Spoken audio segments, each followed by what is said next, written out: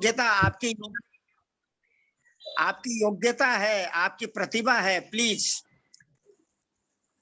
आपकी तो महानता है।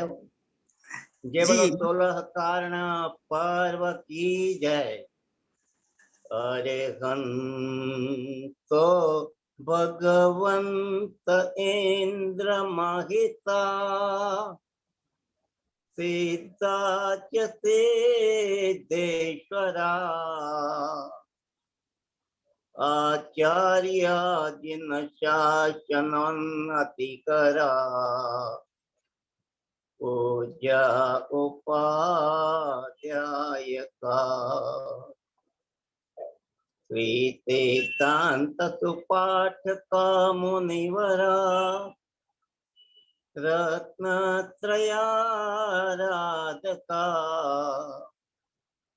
पंचेते परमेष्टिना प्रतिदिनम्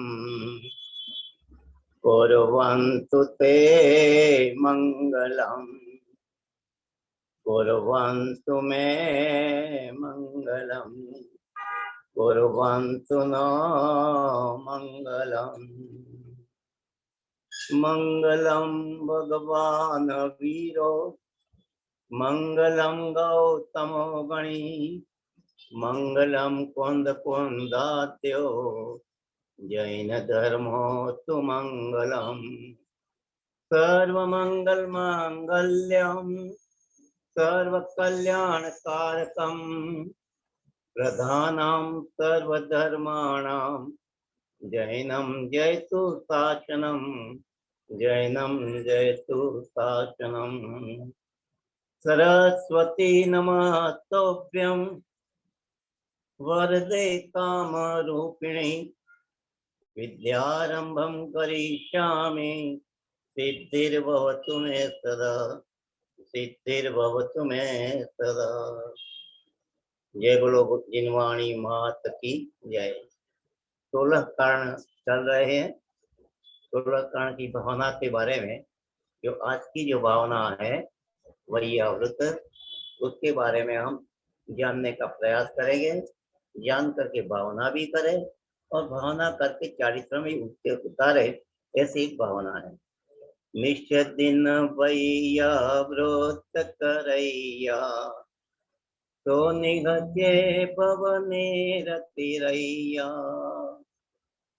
निरंतर निस दिन रात्रि अहोरात्रि अहो दिवस जो वैयावृत करता है स्वयं की और औरों की, और धर्मात्मा रत्न से युक्त है ऐसे व्यक्तियों की, चाहे श्रावक हो या मुनि हो, उनकी जो वैयावृत करता है, तो आचार्य भगवंत कहते हैं कि निश्चय से चारे गतियों से मुक्त होकर भव सागर तीर करके मोक्ष में प्रवेश कर लेता है, सिद्धालय में विराजमान करता है, अनंत दर्शन, अनंत ज्ञान, अनंत सुख और वीर्य को प्राप्त करता है।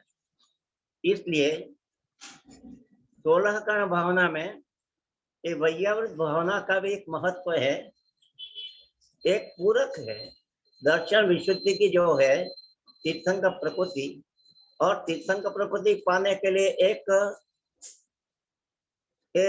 पूर्ति है। ऐसी वैयावृत भावना के बारे में हम जानने का प्रयास करेंगे। वैयावृत उसका सामान्य अर्थ ऐसे ही होता है कि निस्पृह भाव से सेवा करना। सेवा किसकी करना? स्व की भी सेवा करे तो और निर्जरा होगी, अधिक निर्जरा होगी, अधिक पुण्य कम होगा, और पर की सेवा करे तो अधिक पुण्य होगा, निर्जरा कम होगी। इसलिए आचार्य ने कहा है कि वर्तमान में तो पर की ही हो सकती है, स्व की कम होगी, शुद्धोपयोग कम है, इसलिए होना भी मुश्किल है। तो वैयावृत करण का परिणाम होता है भावना। करण मतलब परिणाम। तो वैयावृत के सेवावृत के जो परिणाम होते हैं उसको बार बार चिंतन करें। देखो, चिंतन करने में हमें आचार्य इतनी हमारे ऊपर दया की है, कोई सोच भी नहीं सकता है। न लेना है न देना है, कुछ खर्च न करना है, और काया को कोई कष्ट नहीं है। देखिए, काया को कोई कष्ट नहीं है, भावना भाने में काया को कोई कष्ट नहीं है, पैसे का कोई खर्च नहीं है, काया को कोई खर्च नहीं है, पैसे का कोई खर्च नहीं है, माया का कोई नाम नहीं है, माया का कोई नाम नहीं है। ऐसी मेरी भावना, ऐसी 16 भावना, ये 16 कर्ण वैयावर्त भावना को नमो नमः, ऐसी 16 कर्ण भावना है। ग्रंथों में मेरे अभ्यास के अध्ययन में 3 प्रकार से भावना 3 जगह पे 3 प्रकार से बताई है। एक तो शिक्षा व्रत में व्रतों के लिए, दूसरी तीर्थंकर प्रकृति के लिए, और तीसरी अंतरंग तप के लिए। तो शिक्षा व्रत जो अनुव्रत है श्रावकों के लिए, 12 प्रकार के 5 अनुव्रत, 7 सहयोगी मान लो, 7 और 12 प्रकार के जो व्रत होते हैं, इनमें अनुव्रत, दीपव्रत, देशव्रत और शिक्षा व्रत। और शिक्षा व्रत में चौथा जो वेद है उसके बताया है। चौथा वेद में सामायिक है, प्रोषद है, भोवोपव है और वैयावृत है। ये आचार्य समनभद्र आचार्य ने रत्नकर्ण श्रावकाचार्य में वरिष्ठता प्रथम महत्व होता है। तो वैयावृत में बताया श्रावक को क्या करना चाहे प्रकार का आहारों का त्याग करना, दान करना, चारे प्रकार का आहार जो है उसको मुनियों को चारों संघ को देना। शौर्य बीच में गलती होगी जरा बोलने में। चारे प्रकार के संघ है, यति मुनि ऋषि है, श्रावक श्राविका, मुनि आदि का आदि सबको आहार दान, औषध दान, अभय दान और ज्ञान दान हो सकेंगे उपकरण आदि देकर भी उसका सेवा कर सकते हैं। अपने आचार्य ने कहा है कि पर की सेवा करने से कुछ प्राप्त कम होता है, पुण्य होता है, लेकिन स्वकी के लिए हमारे आचार्य पूज्यपाद स्वामी ने इष्टोपदेश ग्रंथ में 19वां श्लोक में लिखा है, हम पढ़ते हैं, यज्जीवस्य उपकाराय तद्देहस्य अपकारकम, यज्जीवस्य उपकाराय तद्देहस्य अपकारकम, यद्देहस्य अपकाराय तज्जीवस्य अपकारकम। जहाँ जीव का उपकार करते हैं, जीव का सम्मान करते हैं, जीव का चिंतन करते हैं, जीव के समीप रहते हैं, तो देह का अपकार होता है, देह को नुकसान होता है। और जब देव को हम खाना पीना आदि देते हैं, पंचेंद्रिय विषयों को पूर्ण करते हैं, तो आत्मा का अपकार होता है, आत्मा का। इसलिए आचार्य ने कहा है अपने के लिए हमें स्व का ही उपकार करना चाहिए। यह जीवस्य उपकाराय तद्देवस्य अपकारकम, यह देवस्य उपकाराय तज्जीवस्य अपकारकम। फिर बाद में अंतरंग तप है,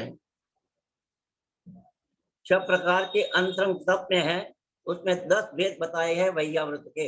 ये वैयाव्रत के बारे में हम सत्य के साधुओं को जो करना है वो बताते हैं। आचार्य, उपाध्याय, तपस्वी, शैक्ष्य, ग्लान, गण, कुल, संग, साधु, मनोज्ञानाम। ये जो साधुओं की सेवा 10 प्रकार से हम कर सकते हैं। 10 प्रकार के साधुओं के भेद बताए हैं अपने चारित्र की अपेक्षा से, शुद्धि की अपेक्षा से, जो उन्होंने बताए 10 प्रकार के भेद है आचार्य, उपाध्याय और साधु के। आचार्य, उपाध्याय और साधु के। आचार्य तो जो पंचाचार का स्वयं पालन करते हैं और दूसरों को कराते हैं, ऐसे आचार्य की हम सेवा करना चाहिए। उनको जो कृषि कमंडल, शास्त्र आदि की आवश्यकता है वो देना चाहिए, और संघ चलाने के लिए जो आवश्यकता साधुओं ने की है वो भी आहार आदि की व्यवस्था करना चाहिए। ये भी एक प्रकार की वैयावृत्ति है। उपाध्याय, जिनके पास मुनिजन शास्त्राभ्यास स्वयं करते हैं, दूसरों को कराते हैं, तो ज्ञान का उपकरण है, ज्ञान के लिए हमें सरकार उनकी सेवा करना चाहिए, शास्त्रदान आदि दे करके और प्रकाशन कर करके। फिर तपस्वी है, तपस्या में संलग्न रहने वाले साधु है, उनकी भी हमें सेवा करना चाहिए। शिक्ष है, शिक्षा लेने वाले साधु है, जो साधु पढ़ते हैं, उपाध्याय से पढ़ते हैं। आचार्य, उपाध्याय और साधु।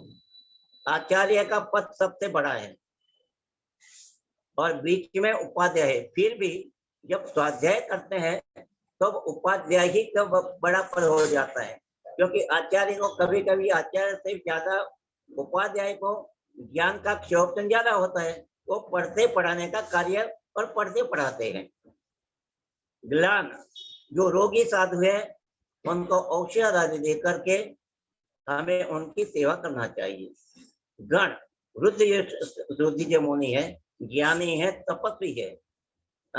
ज्ञानी तपस्वी, ज्यादा से दीक्षा लिया उसकी जरूरत नहीं है, लेकिन क्या है, तपस्वी, युवा होते हुए भी तपस्वी है और बहुत ज्ञानी है, उनकी भी हमें सेवा करनी चाहिए। कुल, दीक्षा देने वाला आचार्य के जो शिष्य है, वो शिष्यों की भी हमें यथा योग्य अपने योग्यता के अनुकूल सेवा करना चाहिए।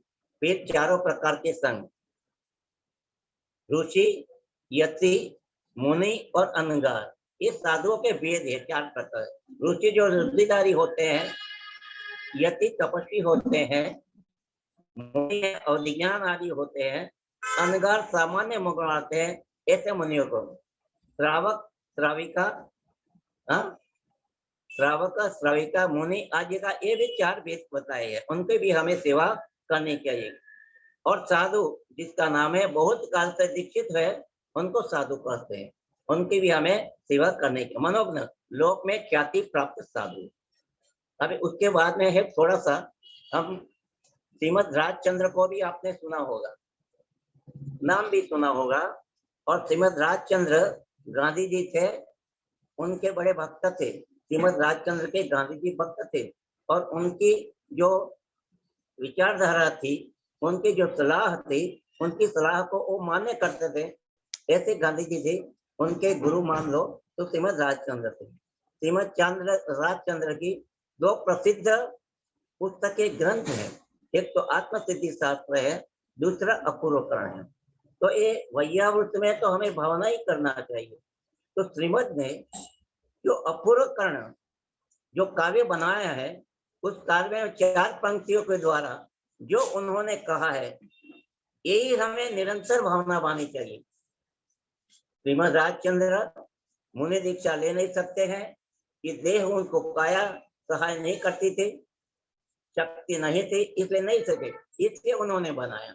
अभी आप पढ़ लीजिए, जैसे समन्भद्राचार्य को करना पड़ा था, उनको मैं 4 लाइनें पढ़ रहा हूँ। अपूर्व अवसर एवो क्या रे आवशे, क्या रे थैशो भयंकर निर ग्रंथ जो सर्व सबंधना बंधन तीक्ष्ण छेदिने विचरस्यों कव महत पुरुष ने पंथ जो। देखो मुनि क्या, श्रीमद जी क्या कह रहे हैं, निरंतर भावना बातें हैं कि मुनियों जो 24 प्रकार के परिग्रहों से रहित निर्ग्रंथ है, ऐसे पंथ पर मैं कब चलूं? अपूर्व अवसर, एवी तक अपॉर्चुनिटी कब मिलेगी मुझे? ऐसा पुण्य का उदय मुझे कब आएगा? भगवान को निरंतर ऐसी जैसे चातक पक्षी हो देख रहा है, उसी प्रकार से कि कब मुझे ये अवसर मिल जाए कि मैं मुनि बन जाऊं। अपूर्व अवसर एवो क्या है आवश्यक, ये भी एक भावना है, ये भी एक वैयावृत है, आत्मा की वैयावृत है, आत्मा के परिणामों के विशुद्ध करके वहां पहुंचने का एक मार्ग है। ऐसी अपूर्व अवसर एवो क्यारे आवश्यक, क्यारे सहिष्णु, हम क्यारे बनेंगे? निर्ग्रंथ कार्य थयु बाह्य अभ्यंतर निर्ग्रंथ जो अंतरंग परिग्रह 14 प्रकार के, बाह्य 10 प्रकार के सब छोड़ सकते हैं, मिथ्या दृष्टि भी 10 प्रकार के छोड़ते हैं, लेकिन अंतरंग तो सम्यक दृष्टि है, भावलिंगी है, वही कर सकता है। मिथ्या तो कषाय को छोड़ना, मिथ्या तो कषाय से दूर रहना, मिथ्या कषाय को मंद करना, वो सामान्य ही, वो भी सम्यक के साथ। कषाय तो मंद एकेंद्र जीवों की भी होती है, मंदता से अकेला चले नहीं, मंदता के साथ सम्यक होना जरूरी है, वो कसाई करते। ऐसे मुनिराज 24 प्रकार से रहित है। ऐसे मुनिराज की 28 गुण को धारण करने वाला मैं कब बनूं? मैं 13 प्रकार के 40 रकम ऐसी भावना निरंतर ये श्रीमद राजचंद्र जी बह रहे हैं, और हम भी ऐसी वैयावृत के अंतर्गत हमारा आत्मा का जो कल्याण करना है तो चाहिए, क्योंकि आत्मा कल्याण के लिए वैयावृत भावना से हमें सर्वाधिक सुख भी मिलते हैं और मोक्ष भी मिलता है, अभ्युदय भी और निश्चय पद भी हमें मिलता है। इस प्रकार से हमें निरंतर ये भावना भावी चाहिए। इसी प्रकार से मैं 2 शब्द के बाद यहाँ मैं शब्द को विराम देता हूँ। जय जिनेन्द्र, जय महावीर, जय। मैं थोड़ा 2 मिनट ज्यादा हो गया है, क्षमा कर लें। बहुत सुंदर, बहुत सुंदर, बहुत सुंदर, बहुत सुंदर। परम आदरणीय काका जी साहब, आपके इस एक्सप्लेनेशन से हमको इतनी खुशी हुई। आपने स्टोप देश का, सर्वार सिद्धि का और अपूर्व अवसर का और जो है रत्नकंड श्रावकाचार का बहुत अच्छे उदाहरण देकर के वैयावृत्य सेवा और करण मन परिणाम बहुत अच्छे और स्व की पर की सेवा सब प्रकार से आपने हमको बहुत अच्छी तरह समझाया। हम सब आपके श्री चरणारविंदों में बहुत बहुत विनम्रता पूर्वक सादर प्रणाम, सादर चरण स्पर्श, सादर पावनलोक, सादर जय जिनेन्द्र निवेदन करते हैं। आप हमारे इस ग्रुप में वरिष्ठ और बहुत ज्ञानी और अनुभवी महानुभाव हैं। ये हमारा पुण्य है कि आप इस ग्रुप में पधारे हैं। बहुत अच्छा लगा हमको। इस ग्रुप में जितने भी महानुभाव परम आदर मेरे परम पूज्य काका जी साहब श्री रतनलाल जी कोठारी टोंगा साहब, वो भी 84 ईयर्स ओल्ड हैं और बहुत एक्टिव हैं। और काके जी साहब, श्रीमान परम आदरणीय बाबूजी पारसमल जी पाटनी साहब, श्रीमान परम आदरणीय बाबूजी साहब, श्री शंभूलाल जी जैन साहब, ये सब 80 से अबोव हैं। और परम आदरणीय बाबूजी श्री नेमीचंद जी साहब जैन, जयपुर निवासी। और हमारे अम्माओं में परम आदरणीय उमराव देवी जी अम्मा जी, परम आदरणीय उषा देवी जी सेठी अम्मा जी, और भी जो महानुभाव बुजुर्ग महानुभाव है वो सब हमारे ग्रुप के संरक्षक महोदय हैं। और हमारे एक बाबूजी नेमीचंद जी जैन, जयपुर, वो कलकत्ता निवासी, सोनू जैन जी के पिताजी, सबको हम सादर प्रणाम, सादर चरण स्पर्श, सादर पावनलोक, सादर जय जिनेन्द्र निवेदन करते हैं। और हमारी गुरु माँ जिनवानी माँ का रहस्य समझाने के लिए हमारी गुरु माँ परम आदरणीय ललिता बहन जी साहब को भी हम सादर प्रणाम, सादर चरण स्पर्श, सादर पावनलोक, सादर जय जिनेन्द्र निवेदन करते हैं। और बाद में हम सब परम आदरणीय भैया जी ब्रह्मचारी जी भैया जी श्रीमान केसी जैन साहब सीए कोलकाता निवासी के श्री चरणारविंदों में सभी भाई बहन हाथ जोड़कर सिर झुकाकर सादर चरण पर सादर प्रणाम, सादर पावनलोक, सादर वंदना उनके लिए स्पेशल एक सादर वंदना शब्द है। सादर वंदना कह रहे हैं जो है उन्हीं को कहते हैं हम, क्योंकि इस ग्रुप में और कोई 7 प्रतिमाधारी पहले मिलाप सिंह जी साहब जैन थे हावड़ा वाले, अब आजकल है या नहीं मेरे को पता नहीं है। तो हम सब उनको सादर वंदना निवेदन करते हैं और उनसे विनम्र प्रार्थना करते हैं कि आप अपनी मंगलवाणी प्रारंभ करने की कृपा करें। जिनके 2 बड़े भाई मुनि महाराज हैं और वो तो 12 ही महीने वैयावृत्य करते हैं, उनका परिवार 12 ही महीने वैयावृत्य करता है। और उनकी जो भाभी है जो जो मतलब पहले भागचंदी सेठी साहब की धर्मपत्नी ताराबाई जी, वो तो इतनी वैयावृत्ति करती है कि चौका लगाती है, रोज आहार दान देती है। इस परिवार में जितने भी महानुभाव आए हैं भव्य जी, वो सब पूर्व जन्मों से ही ऐसा इनका संबंध रहा होगा। इसलिए हम सब इनकी पुण्य की बहुत बहुत सराहना करते हैं। और परम आदरणीय भैया जी साहब, आज जो है हम आपसे डायरेक्ट विनम्र प्रार्थना कर रहे हैं कि बाकी सब जयकारे वगैरह सब उसी में गर्भित हो गए हैं कि आप जो है अपनी मंगलवाणी प्रारंभ करने की कृपा करें। मैं श्रुत भक्ति, आचार्य भक्ति, मंगलाचरण सुनाने की कृपा करें और 16 कारण भावना की 4 पंक्तियों का भी उच्चारण करने की कृपा करें। प्लीज भैया जी, ब्रह्मचारी जी साहब, केसी जैन साहब से रिक्वेस्ट, मंगलवाणी प्रारंभ करने की कृपा करें। अथ पौर्वाणिक स्वाध्याय प्रतिष्ठायां पूर्वाचार्यानुक्रमेण सकल कर्म क्षार्थम भावपूजा वंदना स्वे समेतम श्री श्रुत भक्ति कायोत्सर्गम करोमि।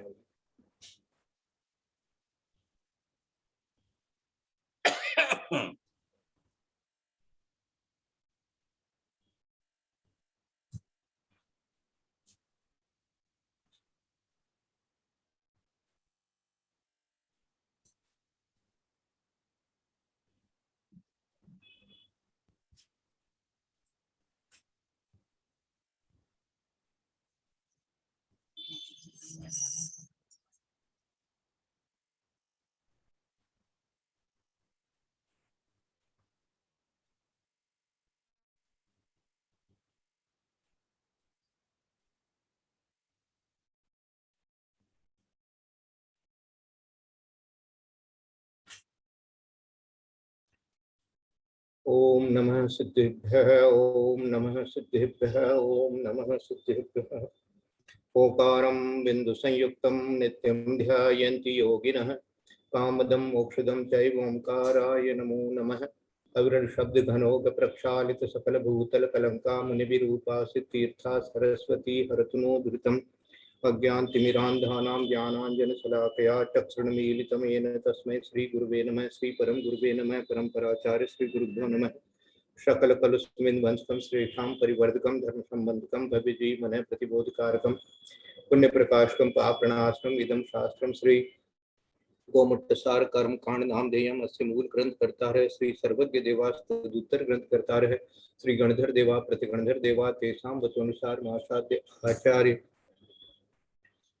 नेमि चंद्र सिद्धांत चक्रवर्ती देवेन विरचितम मंगलम भगवान वीरो मंगलम गौतमो गणी मंगलम कुंद कुंदाद्यो जैन धर्मोस्तु मंगलम सर्व मंगल मांगल्यम सर्व कल्याण कारकम प्रधानम सर्वधर्माणां जैनम जयतु शासनम सर्वे श्रोतारः सावधानतया शृण्वन्तु।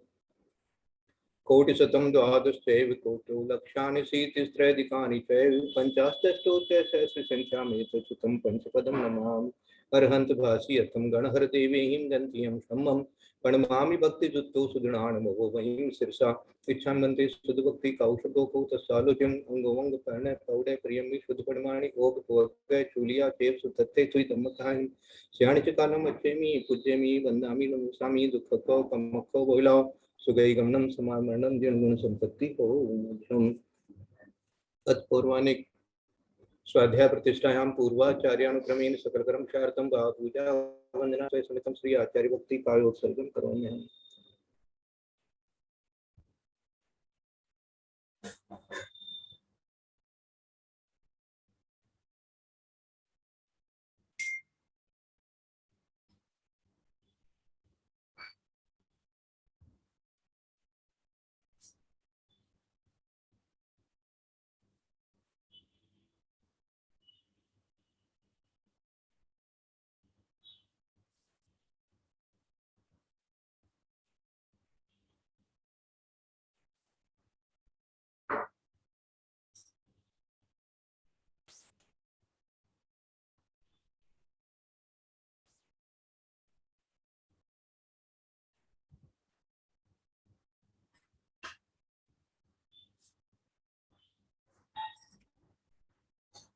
श्रुत जलधि पार्गवेश्वर परमति विभावना पटुमतिभ्ये सुचरित पुनि दिव्यो नमो गुरुभ्यो गुण गुरुभ्ये 36 गुण समग्गे पंच विचार करण संदर्शे शिष्यानुगे कुशले धम्मारि सदा वंदे गुरु भक्ति संयमेणिये तरति संसार सारं घोरं क्षिणति अटकं जम्मन मरणं न पाविन्ति ये नित्यं व्रतमन्त्रों नित्या ध्यानाग्निहोत्रा कुलः षट्कर्मा विरतास्तपो धन्ना साधु प्रिया साधु श्रीलता वर्णा गुण प्रेरणा चंद्रार्कते ज्योतिषा मोक्ष द्वार कपाट पाटन घटा प्रीणंतु मां साधु गुरु पांतु नित्यं ज्ञान दर्शन नायकः चारित्राणं गंभीरा मोक्ष मार्गोपदेशकः इच्छान्वन्ते हरिभक्ति कौस्तुभो तत्सालोच्यं सम्मानान सम्मदर्शन सम्मचरितवृत्तानं पंचव्याचारणं आरणं आराधि सुगणानं देश्यानं वैद्यानं तीरायण गुण पालन प्रयाणं सद्वसाणं शयाणि कालम अच्छेमि पूज्यमि वंदामि नमस्यामि दुःखको कमको बोलाओ सुगई गमनं समाननं गुण संपत्ति को मध्यम पणमीय शीर्षाणेमि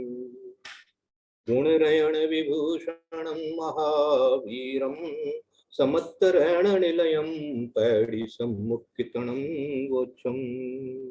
बोले देवादिदेव महावीर भगवान की जय। बोले देवादिदेव नेमिनाथ भगवान की जय। बोले आचार्य कुंद कुंद स्वामी महाराज की जय। बोले आचार्य नेमि चंद्र सिद्धांत चक्रवर्ती गुरुदेव की जय। बोले आचार्य गुरुवर विद्यासागर महाराज की जय। बोले आचार्य गुरुवर वर्धमान सागर महाराज की जय। बोले हारिका आदिमती माता जी की जय।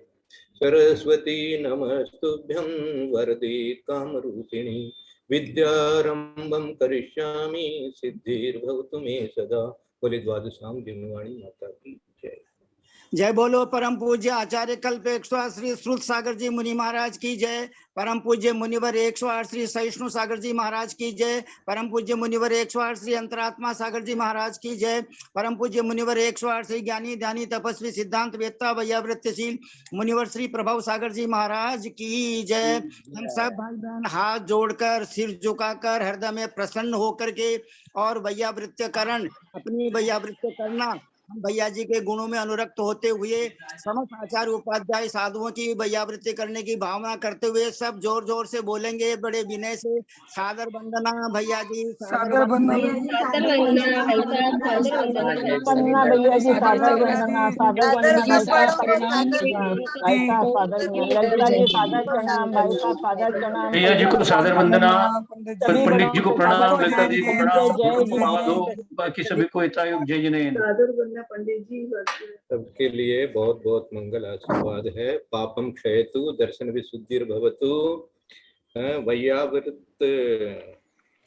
करण भावना भवतु, और सबके लिए सम्यक दर्शन क्षायक सम्यक दर्शन भवतु, और धन वृद्धि भवतु, आनंद भवतु।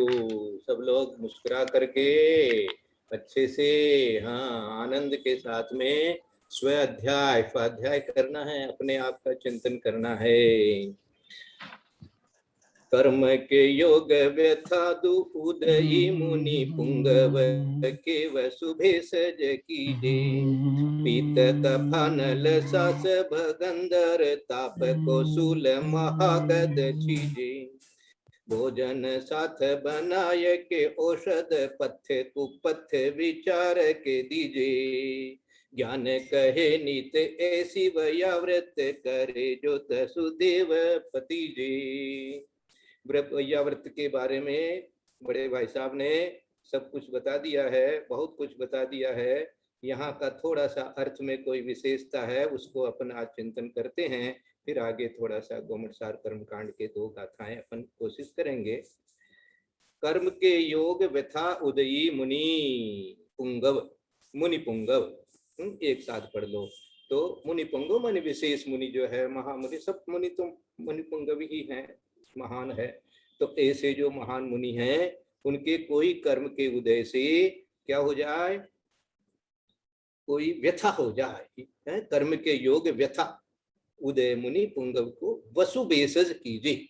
या ये जो वसु शब्द आया है ये किसके लिए आया है, इसको यदि किसी को नहीं मालूम हो तो आज अपन थोड़ा सा इसमें समझ सकते हैं, है ना। वसु मानी 8 होता है, 8 प्रकार का भेषज है जी। 8 मानी 8, वसु मानी 8, तो वसु भेषज मानी ये भेषज मानी औषध, औषध वैद्य जो होते हैं तो वो औषध देते हैं, तो भेषज ये 8 प्रकार की औषधि बता रही है। 8 वसु भेषज, वसु कैसे कह रहे हैं इसका उत्तर अगली लाइन में लिखा हुआ है, इसलिए ये आपको यदि किसी को पहले से चिंतन में नहीं आया हो तो आज विचार कर सकते हैं। पीत, कफ, अनल, शास, भगंदर, ताप, सूल और महागध, ये देखो ये 8 नाम दिए हुए हैं नीचे। पीत उठ जाए, कफ का तकलीफ हो जाए, अनल मानी अग्नि का मानी सामग्री, जैसे किसी के भूख नहीं लगती है तो ये अग्नि की एक तरह से बीमारी हो गई, जठराग्नि नहीं है, इस प्रकार से है अग्नि से संबंधित। सांस मानी श्वास, सांस से संबंधित, श्वास से संबंधित। और भगंदर, भगंदर हो जाता है पेट के अंदर में, कई तरह के छाले वगैरह हो जाते हैं, ये भगंदर होता है। और ताप, बुखार इत्यादि हो जाती है। शूल, शूल मानी ये जैसे कई खुजली वगैरह हो गई और कुछ हो गई, मानी कांटे से चुभने लग जाते हैं, शूल मानी इस प्रकार का जो चर्म रोग इत्यादि होता है, ये सब इसमें गर्भित कर लो। और महागध, ये महामारी, महागध मानी महान रोग हो जाए, महागध, तो ये गध मानी रोग होता है, तो महारोग जो अभी जैसे महामारी चल रही है ये सब, ये 8 हो गया। देखो 1 2 3 4 5 6 7 8। पीत, कफ, अनल, अग्नि से संबंधित, श्वास, भगंदर, ताप, शूल और महागध, ये 8 प्रकार के रोग जो है छीज जाएंगे, ये अच्छी व्यावृत्ति हम यदि करेंगे तो। ये इसलिए वसु शब्द ऊपर में आया हुआ है, इस प्रकार को याद कर लो। भोजन साथ बनाए के औषध पथ्य कुपथ्य के विचार के दीजिए। अब जिसको क्या चीज मानी भोजन के साथ में, ये तो औषध ही हो गई। औषध के अलावा भी कौन मुनि महाराज को किस समय कैसी क्या चीज सूट करती है, क्या चीज नहीं सूट करती है, ये इस प्रकार का। अभी आपको अभी पंडित जी साहब बोल रहे थे कि आपके यहाँ तो चौथा रोज लगता है, तो जो हमारे भोजाई जी हैं वो बता रहे थे, अभी आए थे 3-4 दिन पहले, तो बता रहे थे, बोले ऐसे एक के ऊपर एक सब थाली जो है मुनि महाराज के लिए लगानी पड़ती है, और हर एक महाराज के लिए अलग अलग व्यवस्था रखनी पड़ती है। कोई महाराज नमक नहीं खाते, कोई महाराज की किस समय कोई तकलीफ है, कोई महाराज की क्या चीज की सूट नहीं करती है, कोई महाराज को क्या सूट करता है, और इस प्रकार से सब महाराज के लिए अलग अलग विशेष व्यवस्था बना करके हम लोगों को करनी पड़ती है। बोले मैं तो इतनी थालियां लगाते लगाते ही देखते हूँ जितनी देर में तो बोले 2-3 महाराज का तो आहार ही बहुत पूरा हो जाता है। वो इतना मतलब उसमें व्यावृत्ति में मग्न होकर के और व्यावृत्ति करते, तो बहुत अच्छा लग रहा था। तो आपने बहुत अच्छी बात बताई।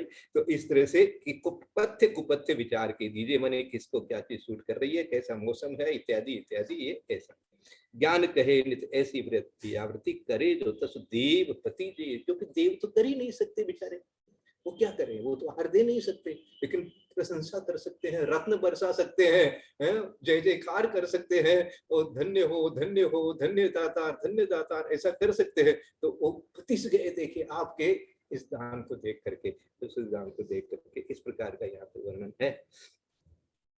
वर्णमीय शीर्षाणेमिं गुणरयण विभूषणं महावीरं समत्तरण निलयम पैड़ी सम्मुखितणम गोचम।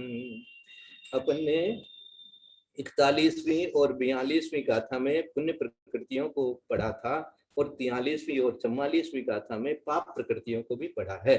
उन पाप प्रकृतियों के लिए थोड़ा सा रिवीजन 2 मिनट में करें तो 100 बताई है, 100 संख्या है पाप प्रकृतियों की। ऐसे बहुत अच्छी तरह से याद रखने के लिए, शॉर्ट में याद रखने के लिए आपको याद हो जाएगी कि पाप प्रकृतियां 100 बताई है। अब 100 में से 47 तो वो है ही है घातिया कर्म के, इसलिए उनको तो अब याद करने में कोई अपने को जोर आएगा ही नहीं। बाकी बचे 53, और 53 में से भी जो 20 हैं वो वर्ण चतुष्ट से संबंधित है, ये भी सबको मालूम है। तो 20 वो भी अपने को इजीली याद हो गई। तो अब बची 33 में से जो 10 हैं वो उनकी उल्टी वाली है, तो वो भी याद हो जाएगी, है ना। जैसे सुभग का दुर्भग, शुभ का अशुभ, आदे का अनादे, यश कीर्ति का अयश कीर्ति, सुस्वर का दुस्वर, इस प्रकार स्थिर का अस्थिर, ये सो है। तो ये जो है 10 ये हो गई। तो कितनी बची अब 23 बची, है ना। 33 में से 10 ये इजी हो गई, अब 23 बची। 23 को कैसे याद कर सकते हैं? अब 23 को याद करने के लिए देखो अपने पास में मालूम था कि 5 सैनन और 5 संस्थान, 10 ये भी अपने को इजीली हो गई, तो ये भी 10 इजी याद हो गई। अब बच गई कितनी? 13 बच गई, है 13 बच गई। 13 के अंदर में से अब देखो 4 जाति इसमें नहीं आती है, तो वो भी गई। अब 9 बची। अब 9 में से 4 ये जो गति और गत्यानुपूर्वी, नरक गति और नरक गत्यानुपूर्वी, ये गई, तो ये भी अपने को याद हो गई। अब बची कितनी? अब 5 बची। 5 जो है, 5 के अंदर में एक तो देखो असाता वेदनी, नीच गोत्र, और नरक आयु, 3 ये गई। अब 2 बची। तो 2 जो है, एक अप्रशस्त विहायोगति और एक जो उपघात, ये याद हो गया अपने को। उपघात वाली जो प्रकृति थी वो पाप प्रकृति में है ना। परघात तो पुण्य में थी, उपघात जो है अपना अपना घात अपने अवयवों से हो जाए तो वो ये बहुत इजी हो गया। तो इस तरह से आपको 100 के नाम पाप प्रकृतियों के याद हो गए। इसलिए हो गए कि पहले पाप प्रकृतियों से बचना है, पुण्य प्रकृतियां तो अपने आप ही आ जाएगी। इसलिए ये मैंने आपको थोड़ा सा इजी करके शॉर्ट में एक बार और इसको रिवीजन कर दिया है। किसी को कुछ समझ में नहीं आया हो तो और विचार कर लेंगे। प्लीज भैया जी साहब, आपका कहने का मतलब ये हुआ कि 4 घातिया कर्म और गोत्र वेदनीय आयु, 7 कर्मों की 50 प्रकृतियां पाप रूप है और बाकी 50 प्रकृतियां नाम कर्म की है। हाँ ठीक है, 100 में हाँ, से ठीक। 50 तो 7 कर्मों की होगी। ठीक है, बहुत अच्छा, बहुत अच्छा, ये भी तरीका ठीक है। 50 में भी देखिए तो कितना, 20 तो वर्ण चतुष्ट में चली गई और 10 आपके इसमें उल्टे वाले में चली गई, तो 30 तो यही गई है, अब बाकी 20 बची है। तो 20 में से 5-5 आपके पास में सहनन की और संजात की गई, तो 10 ये गई, तो अब कितनी बची? तो 10 बची है।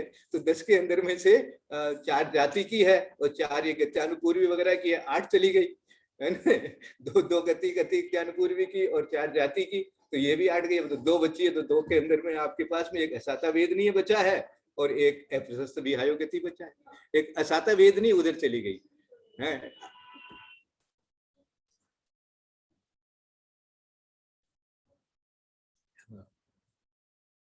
चलिए, ये हो गई आपको याद हो गई पूरी। उपगात असाता वेदनी तो 50 में चली गई थी, ये इसमें से आपके आ गए अप्रशस्त विहायो गति और उपगात। हाँ, उपगात इसमें आ गया। उपगात ये नाम कर्म की 50 है, ठीक है, बिल्कुल। नाम कर्म की 50 हो गई, 50 हो गई, 50-50। बहुत अच्छा, याद रखने के लिए बहुत अच्छा तरीका है ये पाप प्रकृतियों में। 50 तो नाम से संबंधित ही है और उसी के पीछे अपन दौड़े रहते हैं सारे दिन। याद रखिए, सारे दिन ये नाम से संबंधित ही सब कुछ चलता रहता है, शरीर से संबंधित ही सब कुछ चलता रहता है। ये खाली नाम कर्म का ही सारा कुछ खेला है, इसी में पीछे दौड़ते रहते हैं। तो ये अपने को विचार करना है। तो आज अपन 45वां और 46वीं गाथा ये ले सकते हैं। अब अनंतानुबंधी आदि कषायों का कार्य बताते हैं और फिर अब उन कषायों का वासना काल भी कहेंगे। तो कोई भी ये गाथा पढ़ सकते हैं, 2 गाथा मंगलाचरण करके। मैं पढ़ूं? हाँ। गुणरयण विभूषणं महावीरं सम्मत्तरयण निलयं पयडि समुत्कीर्तनं मोक्षं पडमादिया कसाया सम्मत्तं देशशयलचारितं जह खादं खादन्ति यह गुणनामा उन्ति से सावी अंतो मुहूर्तपक्खं क्षमासं संकणंत भवं संजलन मादियाणं वासन कालो दुनियमेण। संस्कृत की है आपके पास? नहीं, संस्कृत नहीं है इसमें नाम। जिनके पास संस्कृत है वो पढ़ना चाहें तो पढ़ सकते हैं।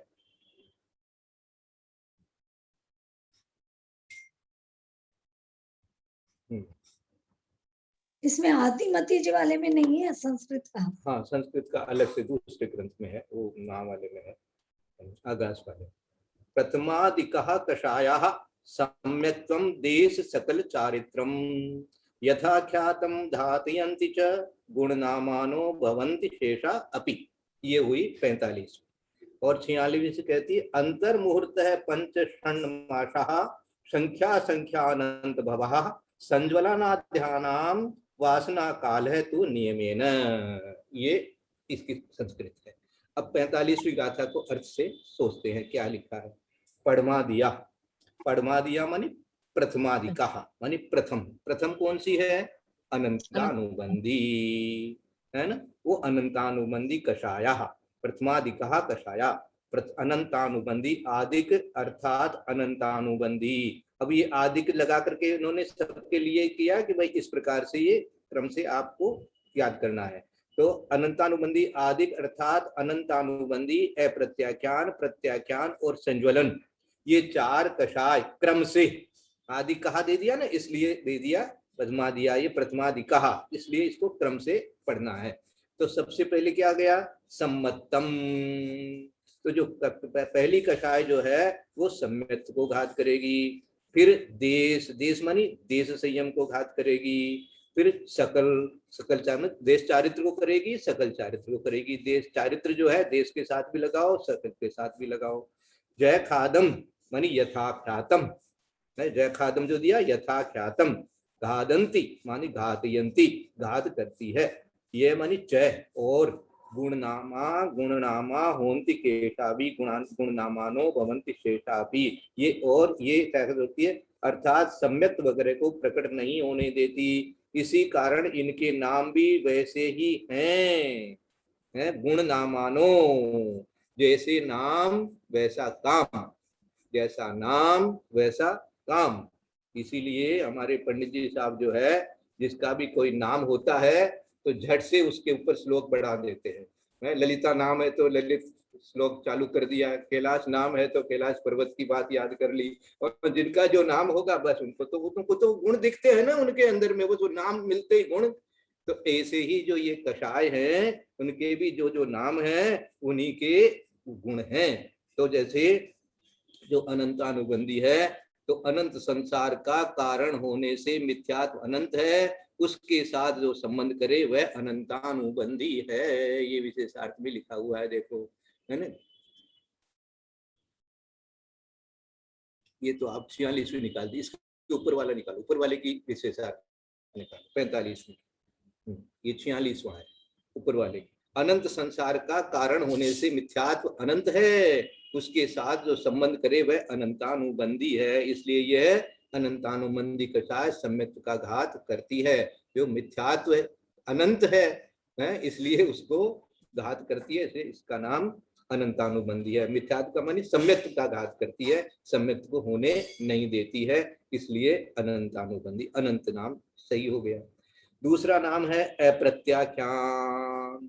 दूसरी कषाय का नाम अप्रत्याख्यान है, जबकि यहाँ पर नाम नहीं दिया है, यहाँ पर तो क्रम से कह दिया ना, आदि कहा तो क्रम से लेना, तो अब दूसरे के लिए लेगा। तो देश चारित्र किसके लिए लेना? अप्रत्याख्यान के लिए। ए का अर्थ ईसत बताया था पहले, आपको याद होगा। ए मानी ईसत, ईसत मानी कुछ भी संयम नहीं होने देना। प्रत्याख्यान मानी संयम होता है, प्रत्याख्यान मानी एक तरह से त्याग होता है, तो कुछ भी त्याग नहीं होने देना। अप्रत्याख्यान ईसत संयम देश संयम को घातती है। तो मानी इसका मतलब कुछ नहीं होने देना, मानी पूरा नहीं होने देना।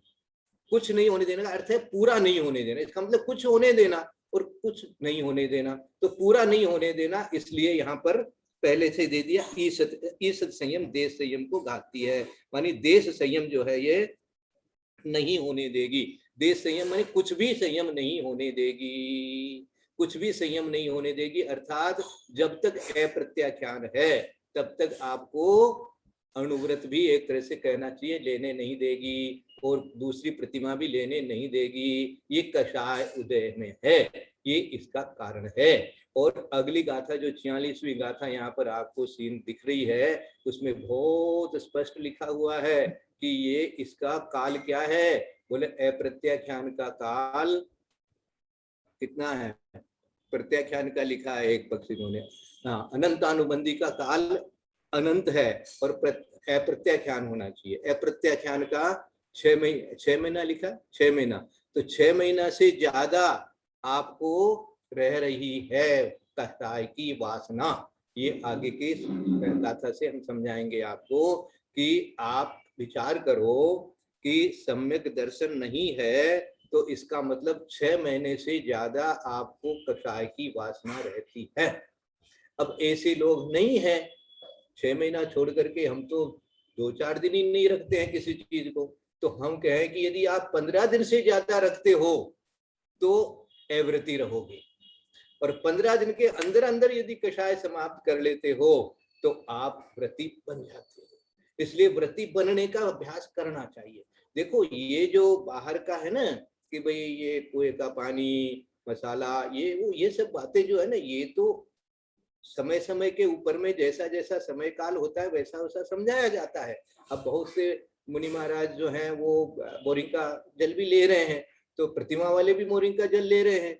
तो इस प्रकार से जो भी है आपको, ये तो जल छानने वाली बात के विषय में है। और इसके अलावा और भी जो मर्यादा की चीजें, तो देखिए भोजन करना ही चाहिए, नहीं तो त्रस्त जीव का घात का आपके आ जाएगा, दोष लग जाएगा। इसलिए उसको त्रस्त जीव को बचाते हुए आप जो भी काम कर रहे हैं तो ऐसी प्रतिमा इत्यादि लेने का भाव अपने को बनाना चाहिए। नहीं तो विचार ऐसा आ रहा है कि हमारे 15 दिन से ज्यादा कसाय तो कोई चीज की रहती नहीं, हम तो सरल परिणामी, हमारे अंदर में कोई इस तरह का भाव ही नहीं आता किसी के प्रति की बराबर उसके पीछे पीछे लगे रहे, किसी के या क्षमा भाव नहीं रखें, तो फिर क्यों नहीं व्रत ले सकते हैं? तो कोई और कोई कारण बन रहा है, क्या बन रहा है क्या नहीं बन रहा, अपना खोजबीन करिएगा। ये इन्होंने जो 46वें गाथा के अंदर में जो अपने को एक फार्मूला दिया है, फार्मूला है ना, ये फार्मूला आप विचार करिए और इसी फार्मूला अपने को देखो क्या चीज दिखती है, वो मिथ्या तो दिखता नहीं है, लेकिन कषाय जो है वो ज्ञान में अनुभव में आने लगती है कि ये मेरे कषाय है, चाहे वो लोभ हो, चाहे क्रोध हो, चाहे मान हो, चाहे माया हो, वो अपने को स्वयं को अपने परिणामों से अपने को ज्ञान में आने लगती है। उसकी तरफ अपन ध्यान दें और विचार करें कि 15 दिन से ज्यादा यदि नहीं रखे हम हैं तो क्या फर्क पड़ जाएगा हमारे, और कषाय तो रखनी ही नहीं चाहिए, हमको तो मुनि बनना है, संज्वलन नहीं रहेगी और ये भी नहीं रहनी चाहिए, लेकिन फिर भी जब व्रत लेंगे तो इस प्रकार का तो हमारे हो जाएगा।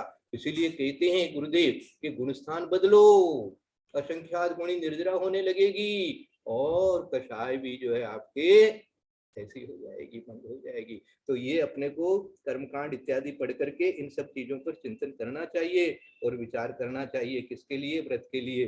क्योंकि देखो गाथाओं को याद करना, अर्थ याद करना, भेद प्रभेद याद करना, ये अपनी जगह है, ये अपनी पढ़ाई है, पढ़ाई अपनी जगह है, और उसका गुणना, उस रूप से अपने आप को परिणमन कर लेना, चारित्र में उतार लेना, ये हमारा और आगे का उद्देश्य होना चाहिए। क्योंकि अब हम लोग खाली वो बच्चों की क्लास नहीं पढ़ रहे हैं, स्कूल कॉलेज की पढ़ाई नहीं पढ़ रहे हैं, अब तो हम लोग अपने जीवन की पढ़ाई पढ़ रहे हैं, और जीवन की भी ऐसी जगह पर जाकर के पढ़ रहे हैं जब हमारा जीवन भी अब समाप्त होने वाला है। तो इसलिए ऐसा अपने को विचार करके और इस कर्मकांड से जो कुछ अपन ने सीखा है उसको स्वयं में उतार लेना चाहिए।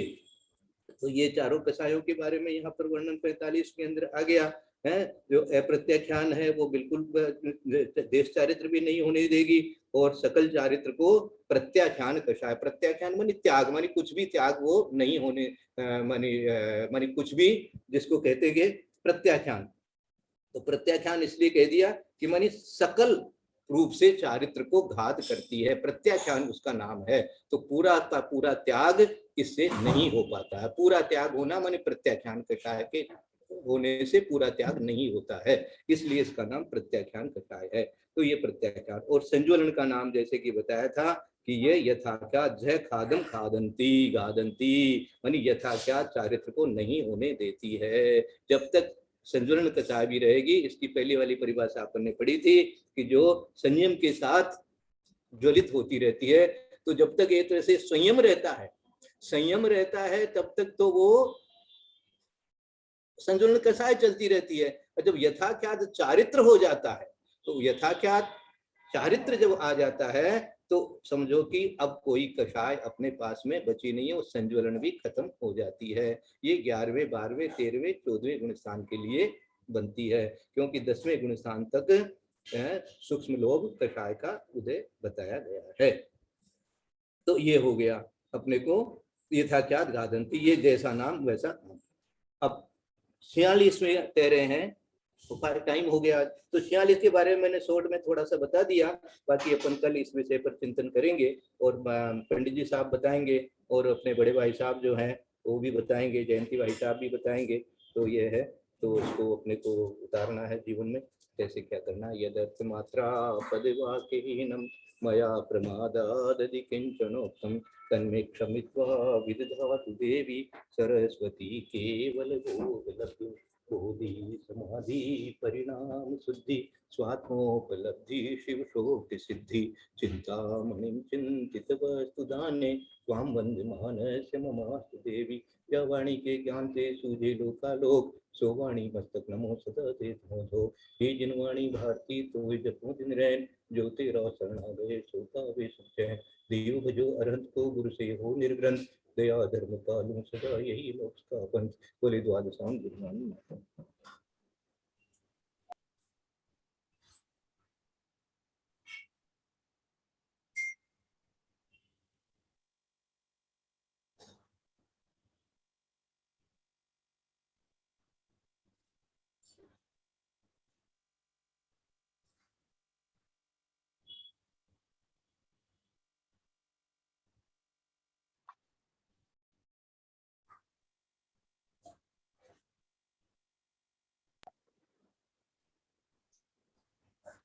वंदना भाई साहब, सभी बड़ों को प्रणाम, सबको सादर जय जिनेन्द्र।